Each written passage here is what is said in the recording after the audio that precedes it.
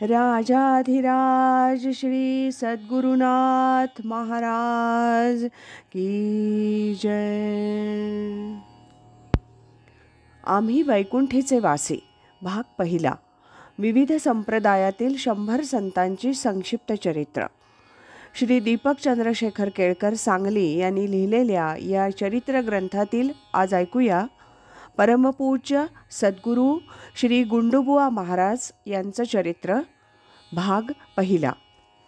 यांचा जन्म इसवी सन 1902 आणि निर्याण तिथी चैत्र शुद्ध प्रतिपदा म्हणजे गुढीपाडवा इसवी सन 1944। सांगली जिल्ह्यातील तासगाव तालुक्यातील तुर्ची या गावी चव्हाण घराणं नांदत होतं। या घराण्यात भिवा, रघुनाथ, तुकाराम असे 3 सख्खे भाऊ होते। यापैकी रघुनाथ चव्हाण आणि जनाबाई या दाम्पत्याच्या पोटी इसवी सन 1902 साली एक पुत्ररत्न जन्माला आलं। बारशाच्या दिवशी या पुत्राचं नाव गुंडू असं ठेवण्यात आलं। हा गुंडू म्हणजेच विदेही संत श्री गुंडूबुवा महाराज होत। त्यांच्या वडिलांचा शेती व्यवसाय होता। महाराजांचं त्यांच्या आईवर आत्यंतिक प्रेम होतं। लहानपणापासून महाराजांना परमार्थाची आवड होती। ते विठ्ठलाचे परमभक्त होते। लहानपणापासूनच ते विरक्त होते। ते सदा विठ्ठलाच्या अनुसंधानात असायचे। परमपूज्य श्री केशवस्वामी भागानगरकर म्हणतात, ज्याच्या दृष्टीस दृष्टी नाही देही असोनी पूर्ण विदेही। या उक्तीप्रमाणे ते देहात असून पूर्ण विदेही अवस्था भोगत होते। त्यामुळे लोक त्यांना वेडा समजायचे। पण ते वेडे नव्हते, तर जगाला वेड लावणारे होते। जगात पिशाच्य अंतरी शहाणा सदा ब्रह्मी जाणा निमग्नतो।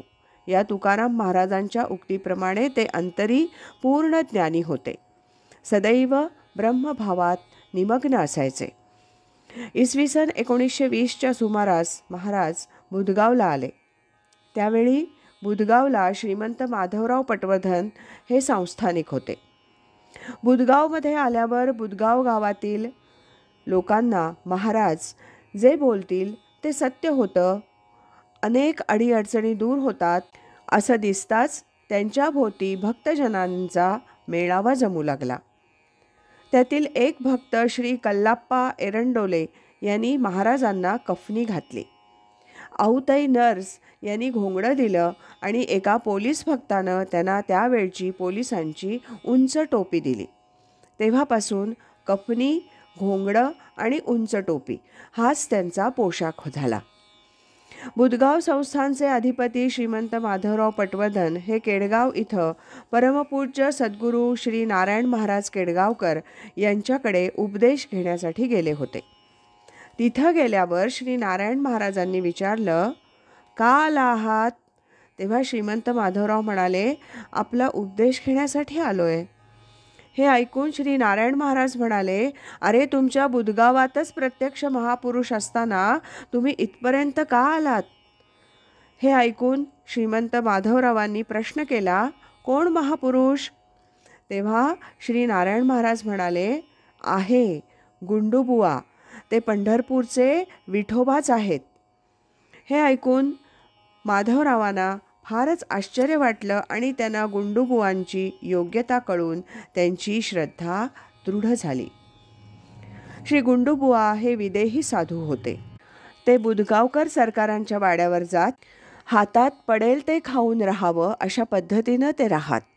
एके दिवशी बुधगावातील काही लोक बुधगावकर सरकारांकडे आले आणि म्हणाले, सरकार, हा वेडा इथं कशाला पाहिजे?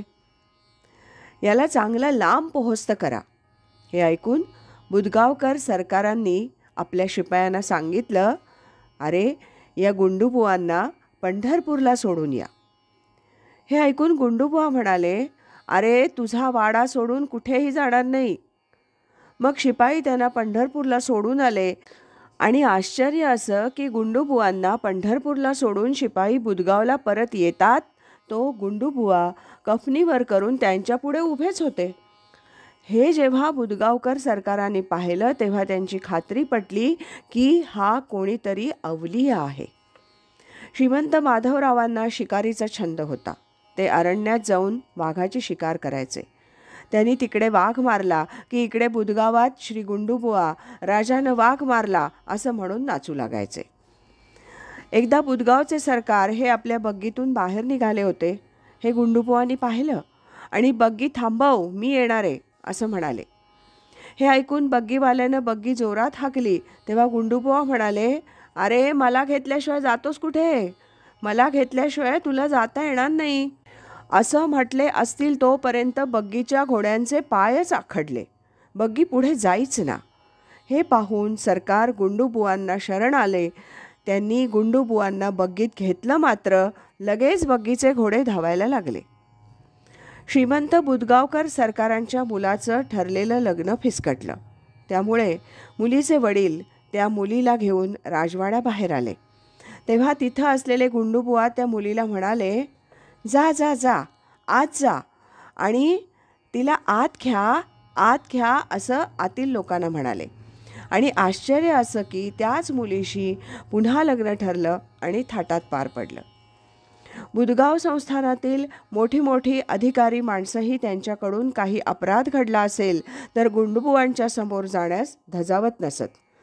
कारण असा माणूस समोर आला तर त्याच्यावर शिव्यांचा भडीमार होत असे आणि त्याच्या अपराधाचा पाढा सर्वांसमोर वाचला जाई. श्री गुंडूबुवांनी आपल्या संपूर्ण आयुष्यात अनेक चमत्कार केले. याचा अर्थ चमत्कार करणे हा त्यांचा व्यवसाय नव्हता.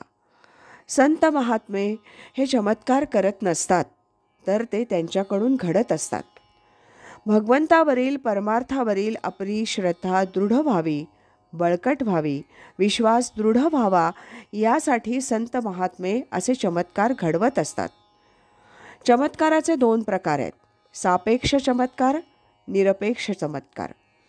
सापेक्ष चमत्कार हे वैयक्तिक असतात. हे चमत्कार मूलतः भावनाप्रधान असतात. त्याचं महत्त्व ज्याचं त्यालाच असतं. म्हणजे काय तर मला ज्या गोष्टीचा चमत्कार वाटेल त्या गोष्टीचा दुसऱ्याला तसा वाटेलच असा नियम नाही. निरपेक्ष चमत्कार म्हणजे सामुदायिक चमत्कार. असे चमत्कार हे सर्व जगाला कबूल करावे लागतात, कारण यात असंभाव्य गोष्टही संभाव्य झालेली असते. असे 2ही प्रकारचे चमत्कार श्री गुंडूबुवांनी घडवले. इसवी सन 1932 साली श्री गुंडूबुवा कर्नाळ गावी गेले होते. तिथं सौ चंद्राबाई पिराजी माने या नावाची तेलीण मृत झाली होती. घरात रडारड सुरू होती. लोक पुढच्या तयारीला लागले होते. गुंडूबुवा तिथं गेले आणि त्यांना एकदम काय वाटलं कुणास ठाऊक, ते त्या बाईला म्हणाले, मरायला काय धाड भरली, सोंग करते नुसती. असं म्हणून श्री गुंडूबुवांनी त्या बाईच्या पेकाटात जी लाथ मारली, तो काय आश्चर्य, ती बाई उठून बसली आणि पुढे अनेक वर्ष जगली. मालगावच्या एका गृहस्थानं विहिरीला पाणी लागलं तर श्री गुंडूबुवांना कफनी घालेन असा नवस केला. त्याप्रमाणे विहिरीला हत्तीच्या सोंडेसारखं पाणी लागलं. आनंदी आनंद झाला, पण या आनंदात तो गुंडूबुवांना कफनी घालायची विसरला. कालांतरानं गावातील इतर विहिरी पाण्यानं तुडुंब भरल्या होत्या, पण याच्या विहिरीचं पाणीच नाहीसं झालं. हे पाहून तो सचिंत झाला.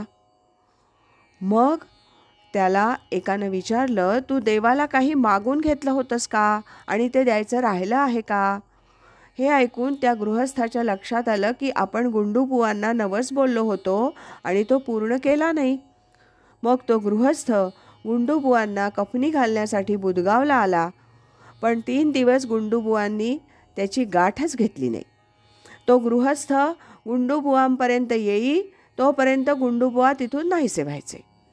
शेवटी श्री गुंडूबुवा ज्या घरी नेहमी असायचे तिथं तो गृहस्थ आला आणि त्यानं त्या बाईला विचारलं, मला गुंडूबुवांना कफनी अर्पण करायचे, ते कुठे भेटतील? तेव्हा ती बाई म्हणाली, ते एका झाडाखाली बसतात, त्या झाडावर कफनी घाल. याप्रमाणे तो इसम त्या झाडाला कफनी घालणार इतक्यात गुंडूबुवा मागे येऊन उभे राहिले आणि म्हणाले, काय लेका, मला विसरलास काय? हे वाक्य ऐकताच तो गृहस्थ त्यांना शरण आला. त्यांचे पाय धरले. गुंडूबुवांनी त्याला मालगावी जा म्हणून सांगितलं. त्याप्रमाणे तो मालगावी येऊन पाहतो तो त्याची विहीर पाण्यानं तुडुंब भरली होती. आणि विशेष महत्त्वाची गोष्ट म्हणजे श्री गुंडूबुवांना कफनी घालेपर्यंत तो गृहस्थ आणि त्याची बायको मुलं 3 दिवस उपाशी होती. श्री रामभाऊ गायकवाड या नावाचे एक गृहस्थ सांगलीत होते. त्यांच्याकडे एकदा श्री गुंडूबुवा आले आणि म्हणाले, राम, चल येतोस काय? तेव्हा रामभाऊ म्हणाले, चला येतो. गुंडूबुवा त्यांना घेऊन बाहेर पडले. त्यांनी चांगलं 10-20 मैल फिरवलं. संध्याकाळी ते दोघे हरिपूरच्या बागेत आले. गुंडूबुवा रामभाऊंना म्हणाले, अरे तू माझ्याबरोबर इतका हिंडलास, तुला भूक लागली आहे ना रे? तेव्हा रामभाऊ म्हणाले, होय महाराज, भूक लागली आहे. तेव्हा गुंडूबुवा म्हणाले, जरा थांब, खायला येतंय. आणि आश्चर्य म्हणजे एक गृहस्थ चिवडा आणि मेवा मिठाई घेऊन गुंडूबुवांकडे आला आणि म्हणाला, महाराज, मी आपल्याला शोधत होतो, हे मी आणलंय, त्याचा स्वीकार करा. तेव्हा गुंडूबुवा म्हणाले, हा रामभाऊ दमलाय, त्याला भूक लागली आहे, त्याला खायला घाल. त्याप्रमाणे त्या गृहस्थानं रामभाऊंना खायला दिलं आणि राहिलेलं गुंडूबुवा आणि तिथं असणाऱ्यांनी थोडं थोडं खाल्लं. श्री गुंडूबुवा सांगलीला आले की एका गरीब माणसाच्या घरी जात आणि खायला भाकरी मागत. हा गरीब माणूसही परिस्थिती कशीही असली तरी गुंडूबुवांना दररोज एक भाकरी देई. असं 12 वर्ष चाललं होतं. एक दिवस गुंडूबुवा त्या गृहस्थाला म्हणाले, अरे 12 वर्ष तुझी भाकरी खाल्ली, तुला आता काहीतरी दिलं पाहिजे. तू आता असं कर, तू तुझ्या एका नातेवाईकाकडे जा, तुला तो पैसे देईल. या गृहस्थाची हा वेडा गुंडूबुवा काय देणार हीच भावना होती. तरीही तो गृहस्थ एका नातेवाईकाकडे गेला आणि पैसे मागितले. आणि काय आश्चर्य, त्या नातेवाईकांनी या गृहस्थास 10,000 रुपये दिले आणि काही धंदा सुरू कर असं सांगितलं. ज्यानं पैसे दिले तो नातेवाईक काही धर्मराज नव्हता, पण त्यानं पैसे दिले. या 10,000 रुपयांच्या भांडवलावर हा गरीब गृहस्थ कालांतरानं लखपती झाला. त्याच्या दुकानात गुंडूबुवांचा फोटो लावलेला आहे. सौ सोनूबाई माने या श्री मामा महाराज केळकरांच्या शिष्या होत्या. गुंडूबुवा त्यांच्याकडे वरचेवर येत असत. त्यांना गुंडूबुवांनी पायातल्या खडाबा, कफनी असं दिलेलं होतं. या मानेबाईंकडे गुंडूबुवा एकदा भोजनास आले. गुंडूबुवा आले आहेत म्हटल्यावर मानेबाईंनी भोजनाची उत्तम तयारी केली आणि महाराजांना भोजनास चला म्हणून बोलवायला आल्या. गुंडूबुवा म्हणाले, आज मी जेवणार नाही, चाललो बघ, पण तुला अन्न कधीच कमी पडणार नाही, तुझ्या हातून अन्नदान होईल. हे शब्द अक्षरशः खरे ठरले. गुंडूबुवांची कफनी, खडावा, टोपी या बाईंच्याकडे अजूनही आजही पूजेत आहेत. या मानेबाई म्हणजे माने अँड सन्स या दुकान पेढीच्या मालकांच्या मातोश्री होत.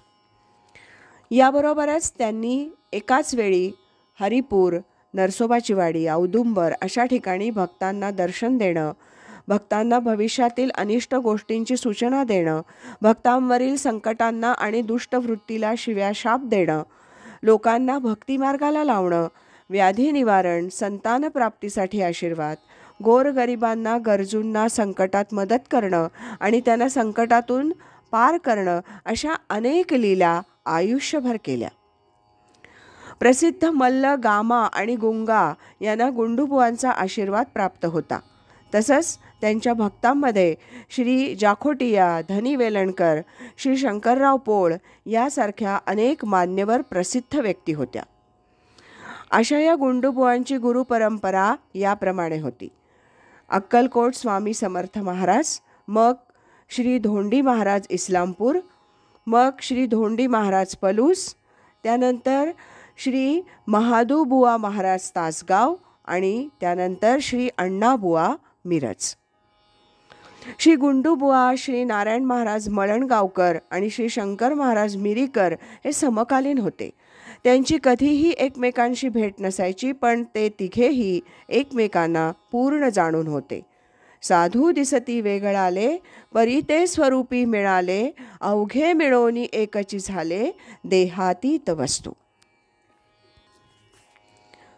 परमपूज्य सद्गुरू श्री गुंडूबुवा महाराज यांच्या चरित्राचा हा होता भाग पहिला. राजाधिराज श्री सद्गुरुनाथ महाराज की जय.